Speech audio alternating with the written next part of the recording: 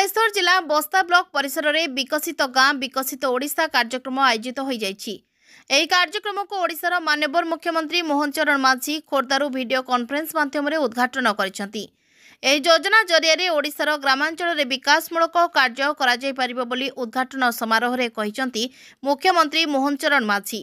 ତେବେ ବ୍ଲକରେ ଆୟୋଜିତ ଏହି କାର୍ଯ୍ୟକ୍ରମରେ ବସ୍ତା ବିଡିଓ ମିହିର ରଞ୍ଜନ ବେହେରା, उत्तर बालेश्वर बीजेपी सभापति प्रदीप कुमार पंडा, बस्ता पंचायत समिति अध्यक्षा अंजलि दास प्रमुख जोगदे ग्रामांचल में योजना को सफल करने आह्वान देते। बस्तारू ज्योतिरंजन पटायत को रिपोर्ट, सूर्यालोक मीडिया।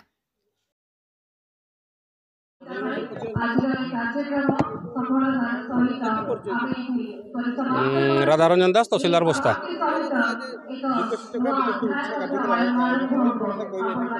देखो भारतर यशस्वी प्रधानमंत्री आदर्श अनुप्राणित हो आमर ओडिशार मान्यवर मुख्यमंत्री कर कमल आज आमर विकसित गाँ विकसित ओडिशा कार्यक्रम उद्घाटन होती। उद्घाटन में आमर वार्षिक लक्ष्य रखाई 5000 कोटी टंकार काम हम। प्रत्येक वर्ष 1000 कोटी टंकार काम हम, जहाद्वारा कि आम गाँव विकास हो पार एवं जो गाँ गुड़ाक कम जो गुड़ाक बाकी अच्छी से गुड़ाक निश्चित भाव यही कम कौन कौन कम गुड़ाक से गुड़ा अच्छी आम शिक्षा क्षेत्र में हम, टूरिज्म क्षेत्र में हम, रास्ता क्षेत्र में हम, सब क्षेत्र में अच्छी जो गुड़ाक थिला से स्कीम गुड़ाक आउ थे गुड़ाक अनुप्राणित हो काम करा।